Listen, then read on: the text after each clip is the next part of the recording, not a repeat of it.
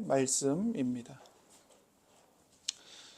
내가 너희를 여러 나라 가운데서 인도하여 내고 여러 민족 가운데서 모아 데리고 고국 땅에 들어가서 맑은 물을 너희에게 뿌려서 너희로 정결하게 하되 곧 너희 모든 더러운 것에서와 모든 우상 숭배에서 너희를 정결하게 할 것이며 또 새 영을 너희 속에 두고 새 마음을 너희에게 주되 너희 육신에서 굳은 마음을 제거하고 부드러운 마음을 줄 것이며 또 내 영을 너희 속에 두어 너희로 내 율례를 행하게 하리니 너희가 내 규례를 지켜 행할지라.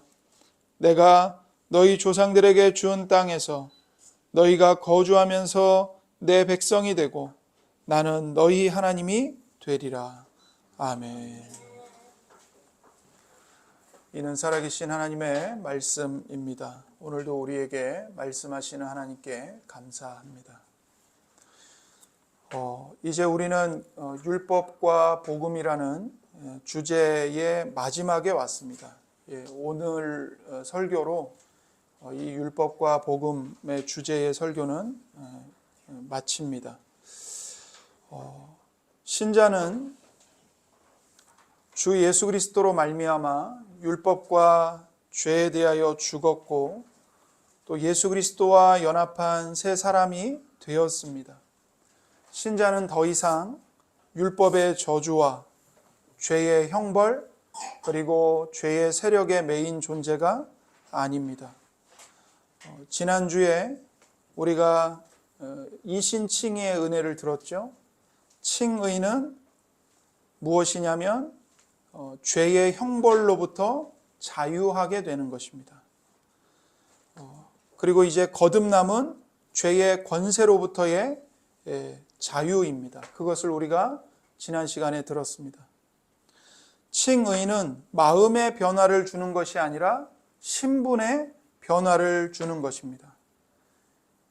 그렇다면 신분은 변했지만 전과 다름없이 죄의 권세에 눌려서 살아가야 할까요? 라고 반문할 수 있습니다. 그래서 오늘 우리가 율법과 복음이라는 이 주제에 마지막에 다룰 중요한 주제는 신자를 죄의 권세로부터 자유하게 하는 거듭남의 능력입니다. 우리 주님께서 이 땅에 오셨을 때 니고데모가 밤에 주님을 만나기 위해 찾아왔습니다. 그때 주님께서는 니고데모에게 사람이 거듭나야만 하나님의 나라를 볼 수 있다고 말씀하셨습니다. 요한복음 3장 3절입니다. 예수께서 대답하여 이르시되 진실로 진실로 내게 이르노니 사람이 거듭나지 아니하면 하나님의 나라를 볼 수 없느니라.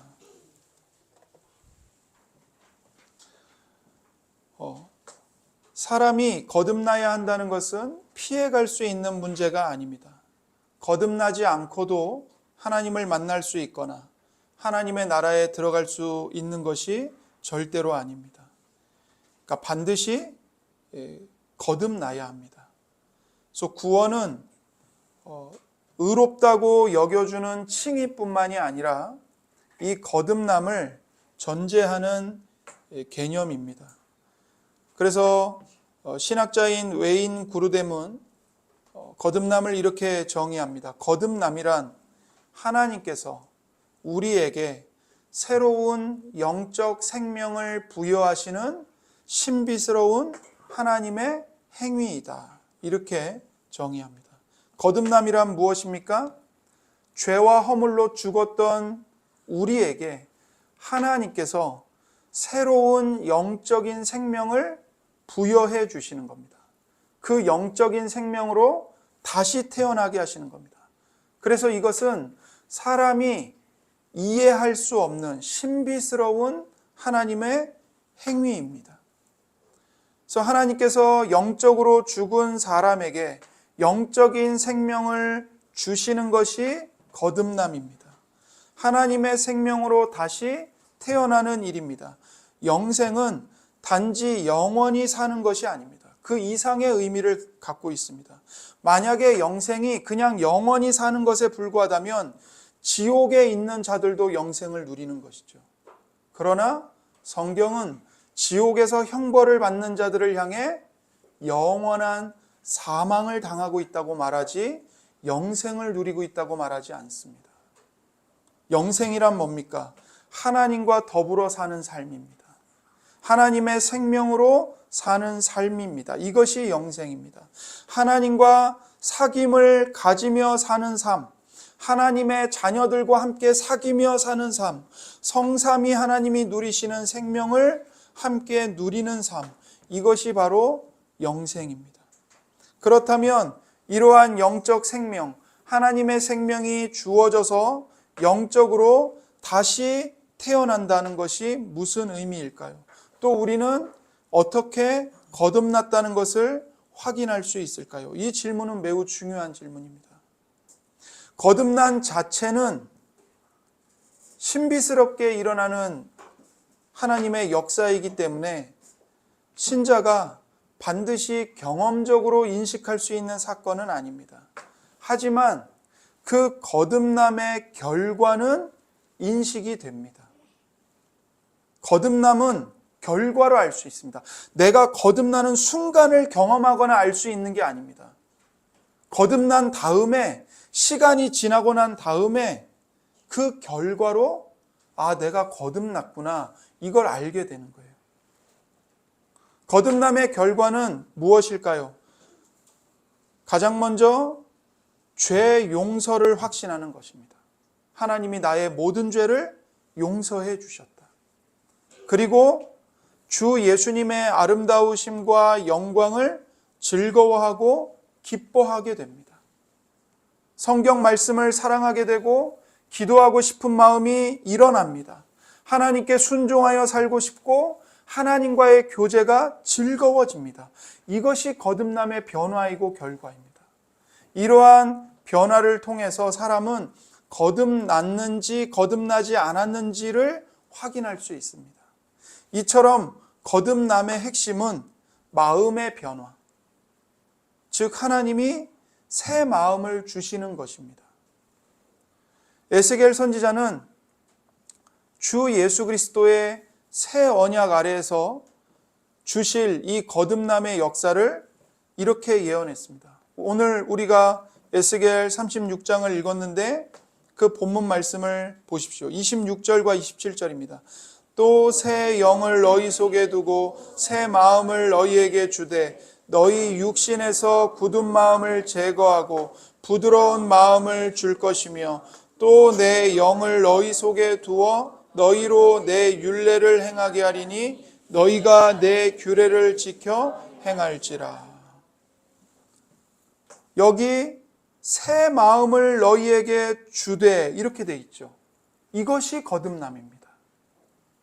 거듭난 사람은 이전에는 결코 경험해 보지 않았던 새로운 마음의 성향을 경험하게 됩니다.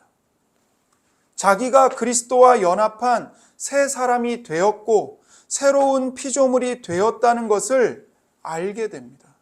왜 그렇다고요? 하나님이 거듭난 그 사람에게 새 마음을 주셨기 때문입니다. 하나님께서는 거듭난 영혼에게 하나님과 함께 하고자 하는, 함께 있고 싶은 이 깊은 소원을 불러일으키십니다. 하나님을 더 잘 알고 싶고 모든 일에 있어서 하나님을 영화롭게 하고 싶은 소원을 거듭난 영혼에게 주십니다. 그래서 그 사람은 거룩해지기를 갈망합니다. 하나님의 형상을 이루어가기를 소원합니다. 그는 하나님의 모든 말씀을 순종하기를 소원합니다. 하나님을 기쁘시게 하기를 갈망합니다. 이게 그의 소원입니다. 이런 모든 마음은 가끔 가다가 때때로 선한 생각을 품었다가 본래로 돌아가 버리고 마는 과거의 모습과는 전혀 다른 것입니다. 이것은 본질, 본성의 변화입니다. 사람이 변한 것입니다. 행동은 행동이 아니라 그 마음에 소원하는 바, 그 마음이 바라는 성향 자체가 바뀐 겁니다. 그래서 거듭남은 근본적인 변화입니다. 이것은 이 교회라는 울타리 안에 있을 때만이 아니라 거듭난 자의 마음에서 결코 떠나지 않으시는 성령님으로 말미암아 항상 그리고 평생토록 그가 어떤 환경과 상황에 처할지라도 지속되는 성향입니다. 그러니까 교회 안에 있을 때는 하나님을 알고 싶어요. 근데 교회 밖을 떠나면 하나님에 대해서 아무 관심이 없어요. 이건 거듭난 성향이 아닌 겁니다. 27절을 보십시오. 내 영을 너희 속에 두어. 거듭난 자의 마음속에 내 영, 하나님의 영, 성령 하나님을 두신다는 겁니다. 거하신다는 겁니다. 그러니까 우리가 교회 안에 있을 때는 뭔가 하나님이 좀 느껴지는 것 같고 나도 좀 선하게 살고 싶은 소원을 품을 수 있지만 교회를 떠나 있을 때, 혼자 있을 때 도무지 내 안에 그런 소원도 없고 갈망도 없고 목마름도 없고 그런 거룩한 성향이 나를 주장하는 것을 경험하지 못하고 있다면 그것은 그냥 분위기로 인한 일시적인 느낌일 뿐이지 진정한 거듭남은 아닐 수 있습니다. 해바라기가 해를 바라보는 방향으로 기울어지듯이 거듭난 하나님의 자녀는 언제나 어느 곳에 있든 하나님을 바라보는 성향을 가지기 때문입니다. 거듭남의 증거는 새 마음입니다. 이보다 더 분명한 거듭남의 증거는 없습니다. 이전에는 결코 알지 못했고 경험할 수도 없었던 새 마음을 주시는 것입니다. 이것을 바울 사도는 빌립보서 2장 13절에서 이렇게 말했습니다. 너희 안에서 행하시는 이는 하나님이시니 자기의 기쁘신 뜻을 위하여 너희에게 소원을 두고 행하게 하시나니. 거듭난 사람은 하나님이 기뻐하시는 뜻을 행하고자 하는 소원을 마음에 갖습니다. 거듭난 신자에게 율법은 더 이상 그의 참된 본성과 욕구에 모순되는 외적인 규정이 아닙니다. 거듭난 신자에게 율법은 그저 돌판에 써 있는 명령이거나 그저 이 성경에 써 있는 문자이거나 혹은 나 자신의 바깥에서 나에게 요구하는 명령이 아닙니다. 거듭난 신자에게 율법은 무엇이냐? 그 율법이 신자 마음속으로 들어와 있는 겁니다. 신자에게 내적인 것으로 변합니다. 왜 그렇죠? 거듭남의 기적을 통해서 그 신자의 마음속에 성령께서 그 율법을 새겨주시기 때문에 그렇습니다. 그러니까 신자는 율법이 바깥에 있을 뿐만 아니라 그 율법이 내 안에도 있어요. 이것을 예레미야 선지자는 이렇게 예언했습니다. 예레미야 31장 33절입니다. 그러나 그날 후에 내가 이스라엘 집과 맺을 언약은 이러하니 곧 내가 나의 법을 그들의 속에 두며 그들의 마음에 기록하여 나는 그들의 하나님이 되고 그들은 내 백성이 될 것이라. 여호와의 말씀이니라. 여기 나의 법을 그들의 속에 두며 그들의 마음에 기록하여. 이 일이 성령님께서 우리 안에 그걸 행하시는 겁니다. 바로 이 일이 성령님께서 죄인을 거듭나게 하시는 기적입니다. 이 거듭남의 기적이 죄인 안에 일어나면 이제 율법이 밖에서 그를 강요하는 것이 아니라 자기 마음에 내적인 소원이 되는 것입니다. 나의 법을 그들의 속에 두며 그들의 마음에 기록하시기 때문입니다.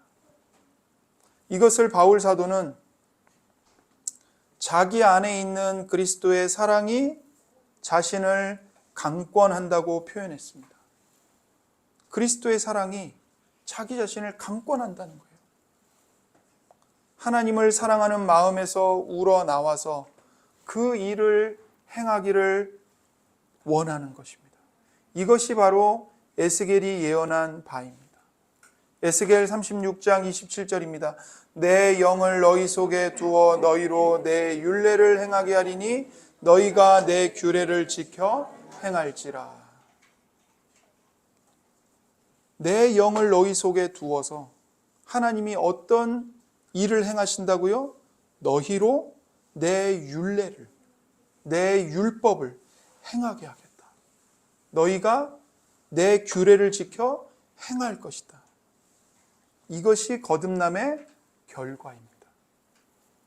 그래서 거듭난 신자의 내면 깊은 곳에서 우러나오는 소원이 율법을 따르게 하고 순종하게 합니다. 그래서 시편 기자는 시편 1편에서 이것을 이렇게 노래했습니다. 시편 1편 2절입니다. 오직 여호와의 율법을 즐거워하여 그의 율법을 주야로 묵상하는도다. 바로 이것입니다.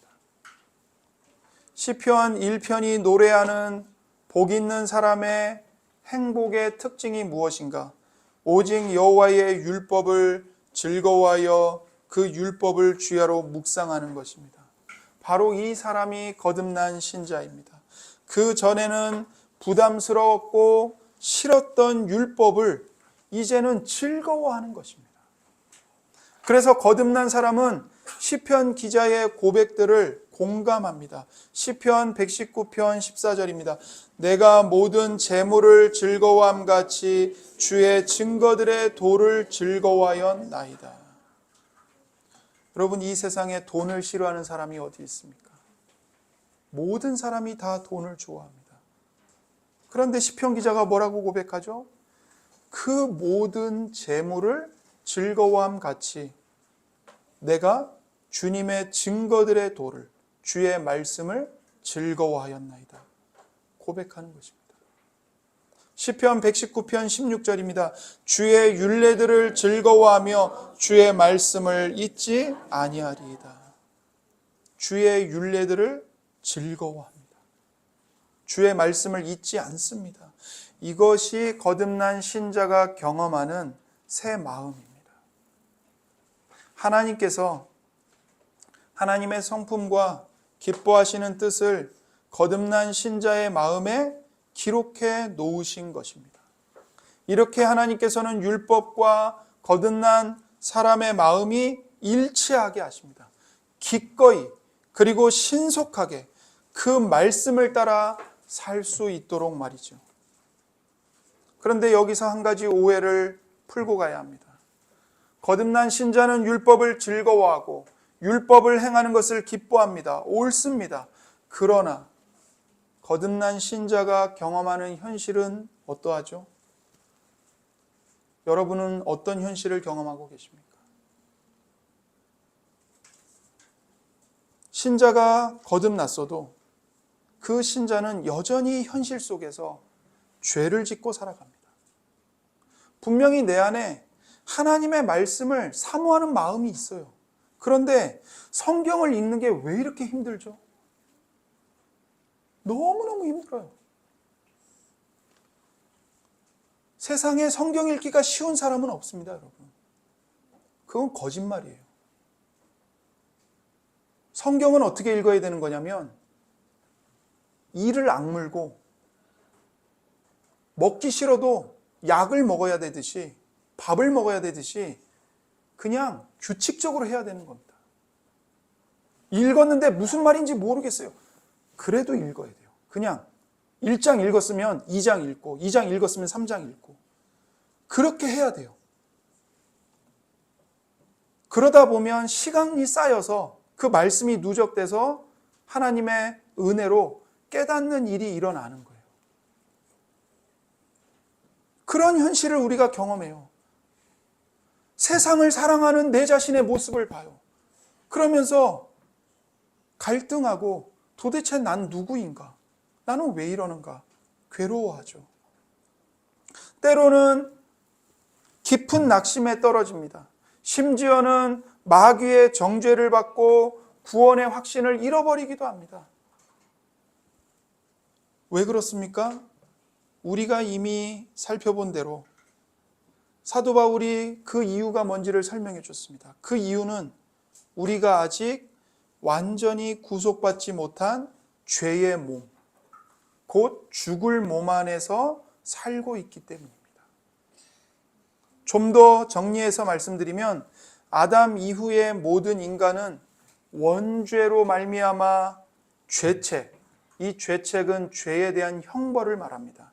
이 죄책과 오염은 죄로 인해 우리의 본성이 부패한 거예요. 이 오염을 타고납니다.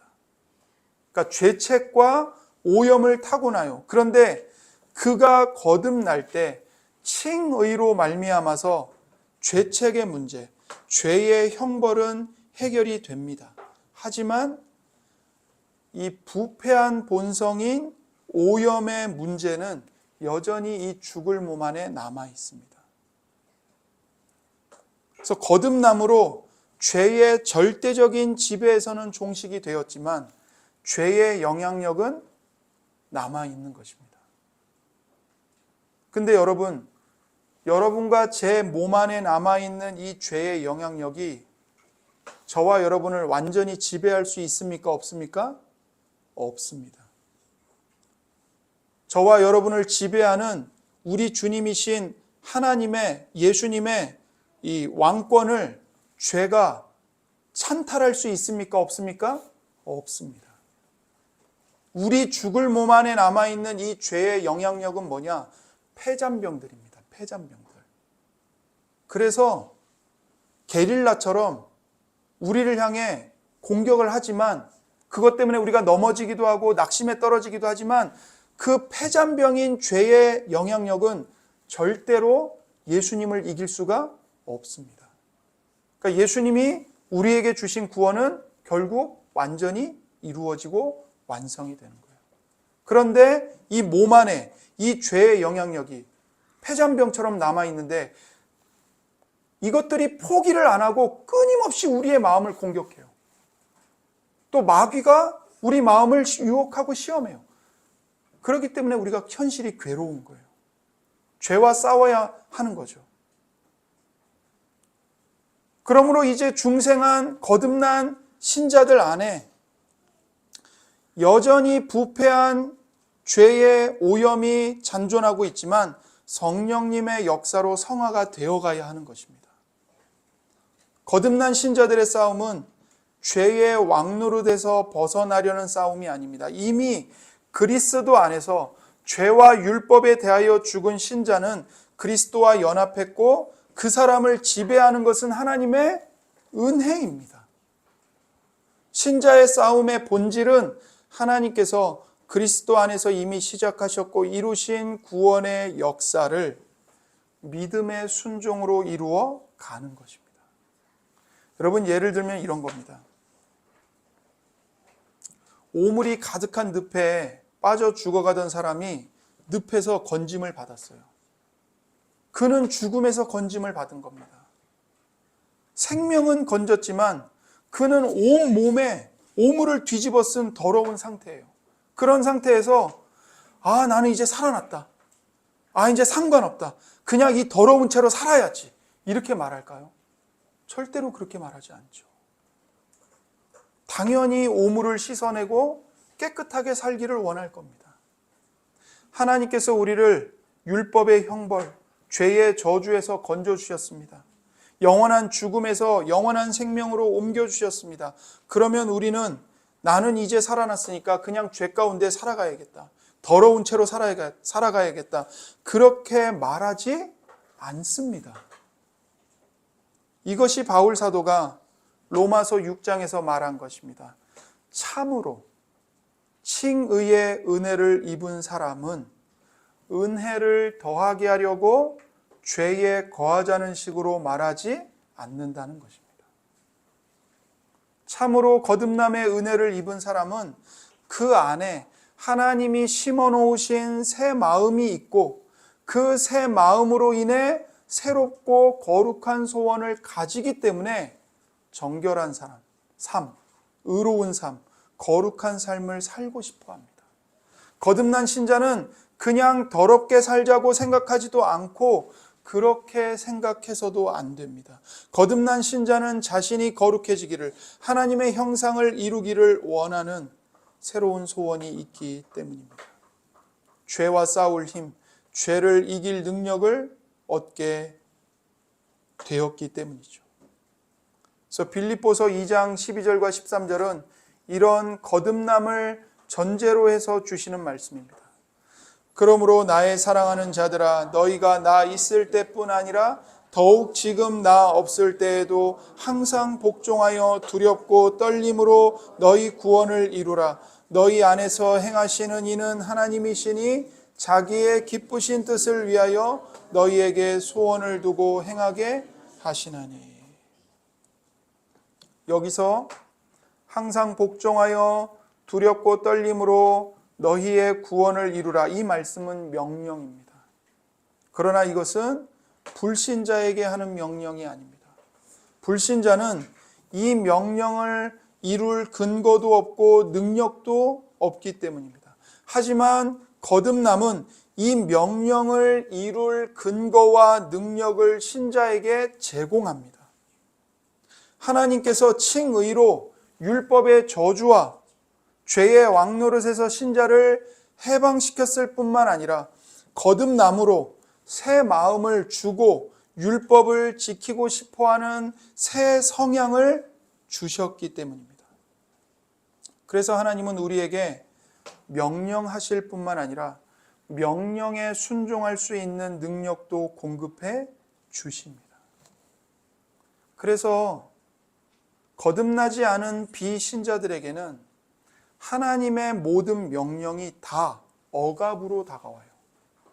나를 압제하는 걸로 느껴져요. 그러나 거듭난 신자에게는 하나님의 명령이 달콤하게 들립니다. 달콤하게 들려요. 왜 그렇죠? 그 하나님을 사랑하기 때문에 그래요. 남편이 아내를 사랑하면 아내가 어떤 요구를 했을 때 짜증내지 않죠. 짜증이 왜 나요? 사랑하지 않는 건 아닌데 여전히 자기 안에 자기 중심성이 있기 때문에 짜증이 나는 거예요. 아내도 마찬가지죠. 우리도 마찬가지예요. 하나님과의 관계에서도 하나님의 명령이 왜 짜증이 나요? 하나님의 명령이 왜 부당하다고 생각해요? 하나님에 대한 사랑이 차갑게 식어 있고 자기 중심성이 펄펄 살아서 뛰고 있기 때문에 그래요.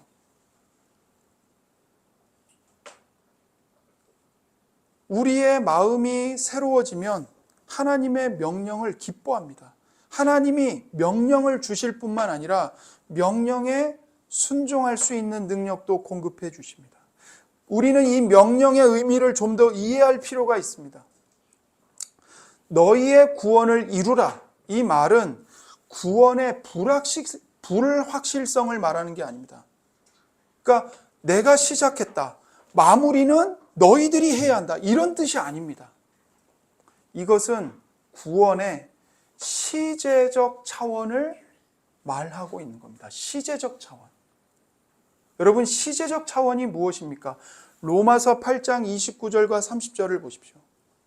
하나님이 미리 아신 자들을 또한 그 아들의 형상을 본받게 하기 위하여 미리 정하셨으니 이는 그로 많은 형제 중에서 맏아들이 되게 하려 하심이니라. 미리 정하신 그들을 또한 부르시고 부르신 그들을 또한 의롭다 하시고 의롭다 하신 그들을 또한 영화롭게 하셨느니라. 우리가 지난 주일에 이 말씀을 봤습니다. 이 말씀대로 구원은 창세전에 예정하시고 택정하심으로써 이미 영화로운 완성까지 다 이루어진 일입니다. 다 이루어졌어요. 영원하신 하나님의 편에서 보면 이 구원은 이미 완성이 된 일입니다. 그런데 다만 시간 속에 있는 우리 편에서 볼 때 시제적으로 구원은 아직 완성되지 않았습니다. 하지만 하나님께서는 처음부터 끝까지 이 구원의 역사를 작정 속에서 다 완성하셨기 때문에 이제 시간 속에 있는 우리를 참여시키는 겁니다. 내가 이 구원을 영원 전에 다 완성해 놨다. 그러니 이 시공간 속에서 살아가고 있는 너가 이 완성된 구원에 참여해라. 이 구원을 맛봐라. 이 구원을 경험해봐라. 참여시킨다고요. 그래서 시간 속에 있는 우리는 아직 그 구원이 완성되지 않은 것처럼 경험이 되는 거예요. 그러나 하나님 편에서는 처음부터 끝까지 이미 다 완성이 됐어요. 하나님의 작정이란 뭐냐? 단순히 설계도, 계획표만을 작정이라고 말하는 게 아닙니다. 사람은 어떤 집을 지을 때 설계도를 그리죠. 그러나 그 설계도를 그렸다고 해서 집이 완성된 게 아닙니다. 그러나 하나님의 작정은 그런 개념이 아니에요. 하나님의 작정은 뭐냐? 계획하셨을 뿐만 아니라 이미 그 계획을 시간을 초월하여 완성하셨다는 뜻입니다. 그 완성하신 것을 이제 시간 속에서 하나씩 하나님의 경륜 속에 풀어내시는 겁니다. 그러면서 우리를 부르시는 거예요. 여러분의 이름을 부르시면서 초대하시는 거예요. 이 구원에 너희가 동참해서 이 안에서 이 구원을 너희의 것으로 만들고 너희가 성장해 가라고 초대하시는 겁니다.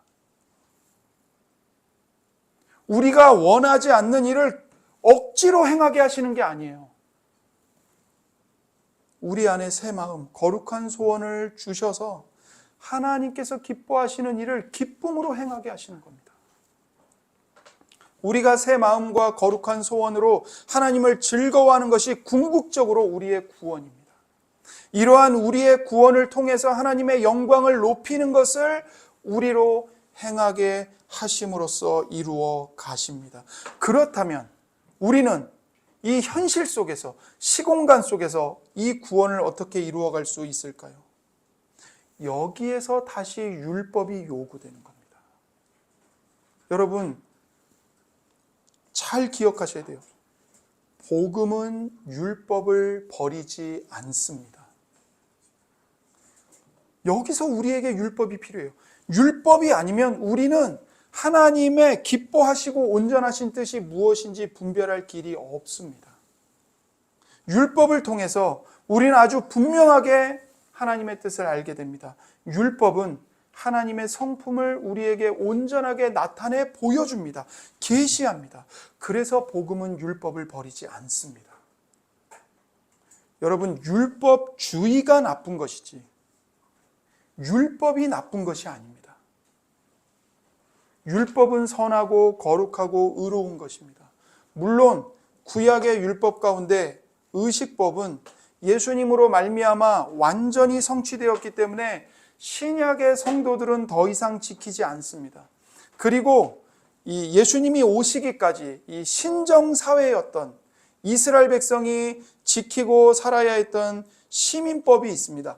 이것도 오늘날 우리 사회나 교회에서 동일한 구속력을 가지지는 않습니다. 예를 들면 국가나 교회가 우상 숭배자나 간음한 사람을 돌로 쳐서 죽이진 않습니다. 그렇게 하면 안 돼요. 또한 십계명으로 대표되는 도덕법이 있습니다. 이것은 여전히 하나님의 자녀들, 하나님의 백성들이 순종해야 할 명령입니다. 이것이 구약의 율법에 대해서 분류하고 신약적으로 적용하는 가장 일반적인 방식입니다. 그런데 이 설명이 가지는 한계가 있습니다. 성경이 율법을 의식법, 시민법, 도덕법으로 이렇게 명확하게 구분하고 있지를 않습니다. 그걸 명확하게 말하지 않아요. 그래서 성경학자들 사이에서도 의견이 분분해요. 이건 의식법이다. 이건 시민법이다. 이건 도덕법이다. 그런데 어느 법에 속하는지 정확한 일치를 보지 못하는 특정 율법들이 있어요. 또 여기서 우리는 구약 율법에서 도덕법만 필요하고 나머지는 필요 없다고 섣부르게 버려서는 안 됩니다. 구약 성경은 읽을 필요가 없다거나 공부하거나 설교할 필요가 없다고 말하면 안 됩니다. 바울 사도는 말했습니다. 모든 성경은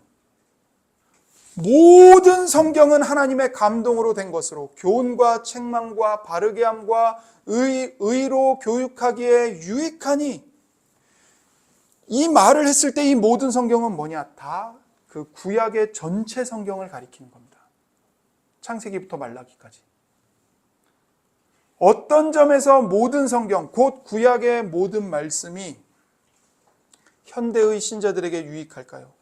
구약 성경의 모든 말씀은 하나님의 성품과 하나님이 기뻐하시는 뜻을 분명하게 계시하고 있다는 점에서 유익합니다. 이것이 율법의 계시적인 측면입니다. 율법은 하라는 명령과 규칙만 있는 것이 아니라 율법의 본질은 뭐냐면 하나님이 어떤 분이신지를 우리에게 보여주는 거예요.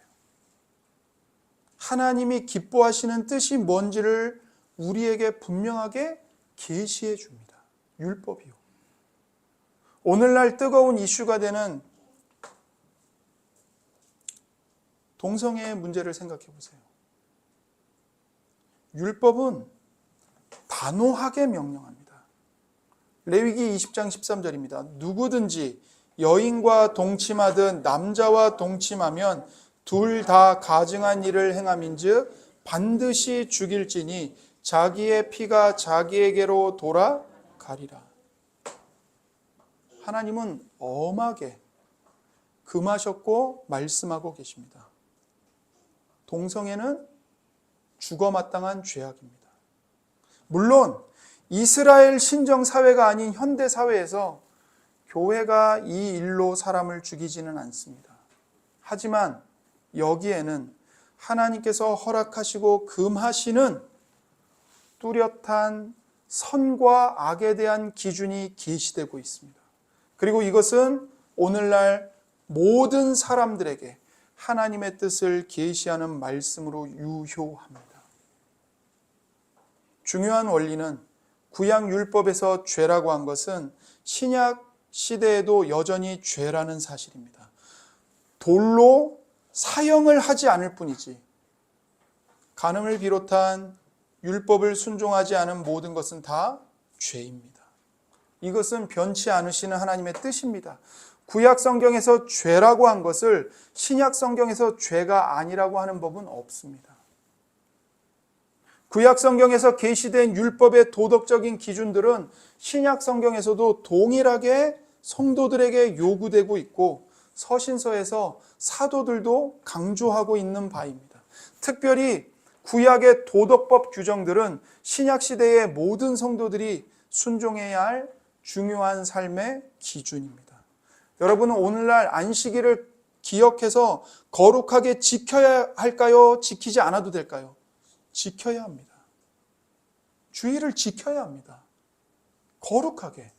예배드리는 요 한 시간만이 아니라 주일 전체를 하나님 앞에서 하나님이 주시는 은혜와 안식을 누리고 하나님을 기뻐하고 하나님을 즐거워하고 하나님을 예배하고 성도와 사귀는, 성도를 섬기는 이 안식일 준수를 해야 하는 것입니다. 중요한 삶의 기준입니다.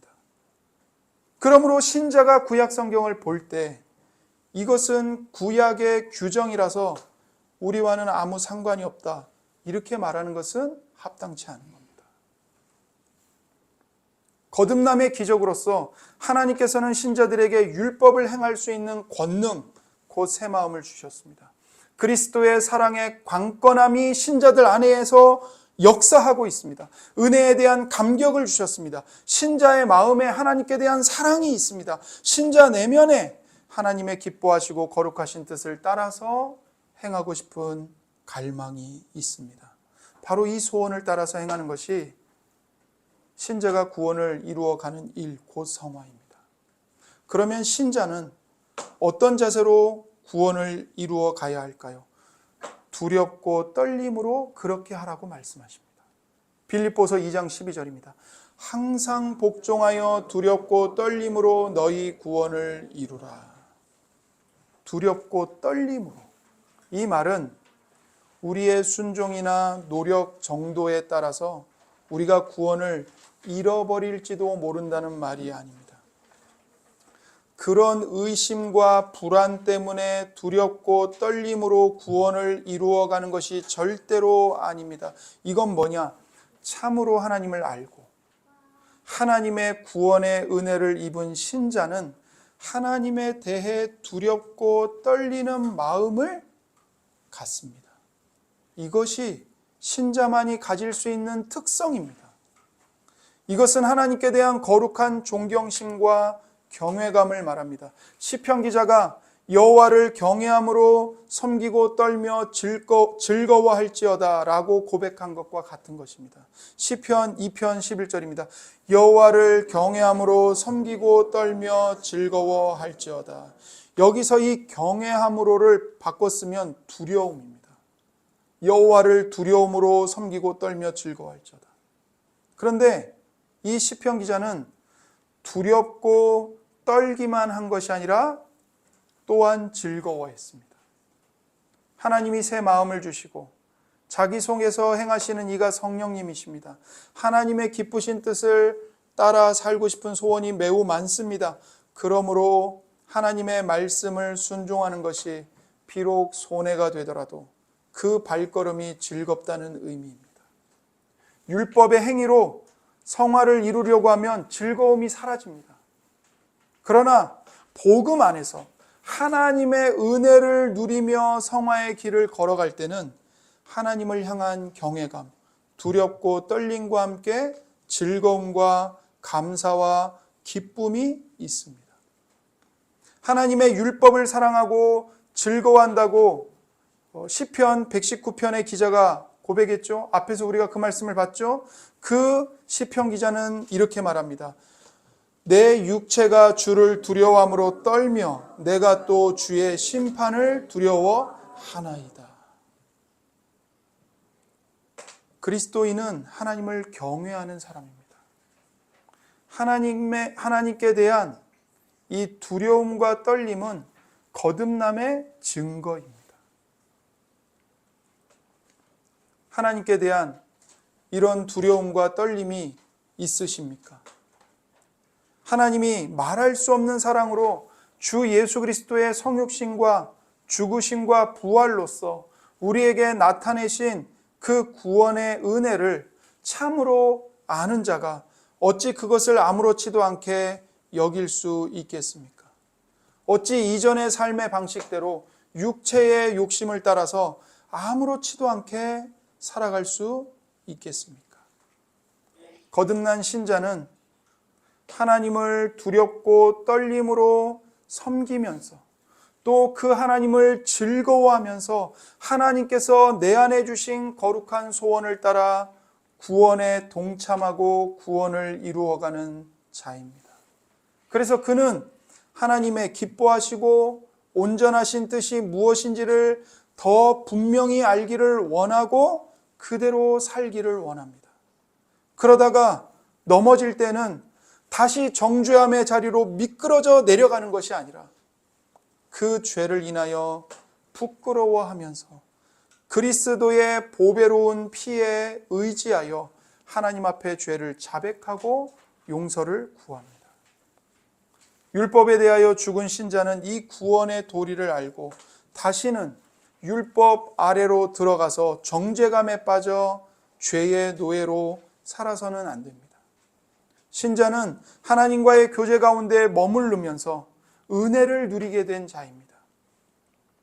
불순종함으로 넘어질 때나 그렇지 않을 때나 그는 좌절로 미끄러져 가거나 교만함으로 우쭐대지 않고 오직 두려움과 떨림으로 하나님을 즐거워하면서 하나님을 섬기고 구원을 이루어 가야 합니다. 율법에서 자유함을 얻은 신자이기 때문에 그렇습니다. 여러분, 이 모든 일을 주도하시는 분이 누구실까요? 바로 하나님이십니다. 빌립보서 2장 13절입니다. 너희 안에서 행하시는 이는 하나님이시니. 여러분 안에서 누가 행하고 계신다고요? 하나님이 행하고 계세요. 이 구원을 여러분과 저에게 맡기지 않으셨어요. 하나님이 책임지세요. 하나님께서 자기의 기쁘신 뜻을 위해서 우리에게 소원을 두고 행하게 하십니다. 하나님께서 주도하십니다. 하나님이 시작하셨고 하나님이 완성하십니다. 하나님의 은혜, 너무나 큰 은혜입니다. 하나님은 우리를 로봇이나 물건과 같이 다루지 않으십니다. 또는 소나 나귀처럼 다루지 않으십니다. 인격을 가진 하나님의 형상으로 다루시기를 기뻐하셔서 하나님의 무한한 지혜 안에서 우리를 이 영광스러운 일에 참여하게 하셨습니다. 그래서 신자는 하나님 아버지의 마음을 알고 성령님 안에서 하나님과 한 마음이 되어 하나님을 섬기는 기쁨을 경험하게 됩니다. 신자는 바울 사도와 같이 많은 수고를 하고도 이렇게 말합니다. 그러나 내가 나된 것은 하나님의 은혜로 된 것이니 내게 주신 그의 은혜가 헛되지 아니하여 내가 모든 사도보다 더 많이 수고하였으되 내가 한 것이 아니요 오직 나와 함께 하신 하나님의 은혜로라. 이렇게 고백합니다. 이것이 하나님께서 복음 안에서 우리에게 주신 은혜, 말할 수 없이 크신 은혜인 것입니다. 이와 같이 은혜 아래서 살아가는 것이 신자의 삶입니다. 은혜는 하나님의 영광을 알고 자신의 무가치함을 아는 것입니다. 이게 은혜입니다. 여러분, 우리가 총 8번 율법과 복음이라는 주제를 들었는데 이 주제를 통해서 우리가 알아야 할 것은 뭐냐? 하나님의 은혜입니다. 하나님의 은혜. 무한하신 하나님을 아는 지식과 너무나도 무가치한 자신을 아는 지식, 하나님과 나 사이의 이 간극을 아는 것. 근데 이 무한한 간극을 초월하여 하나님의 아들이신 예수 그리스도께서 내 삶의 현실에, 내 삶의 현장에, 아니 내 속에 예수님이 뛰어들어오셨다는 것. 이것을 아는 것이 은혜입니다. 하나님은 우리가 율법과 복음을 구분해서 복음 안에 나타난 하나님의 은혜가 얼마나 큰지를 깨닫고 그 은혜를 받아 성화의 길을 걸어가도록 우리를 추장하십니다. 이것을 위해 자기 아들을 아끼지 않고 내어주신 겁니다. 희생하신 겁니다. 이렇게 우리 안에서 크신 일을 이루셨고 이루고 계시고 이루실 것입니다. 그러한 성삼위 하나님께서 우리와 함께하고 계십니다. 우리는 이 놀라운 구원을 이루시는 성삼위 하나님께 모든 영광을 돌리는 것이 합당합니다. 하나님께서 우리 인생에 남은 모든 시간이 이 고백으로 채워지게 하실 것입니다. 여러분은 육체의 장막을 벗고 거룩하신 하나님 앞에 섰을 때 나의 나된 것은 하나님의 은혜입니다. 고백할 것입니다. 그런 복된 은혜가 우리 말씀의 교회 공동체에 속한 모든 지체들 가운데 날마다 풍성하기를 주님의 이름으로 축원합니다.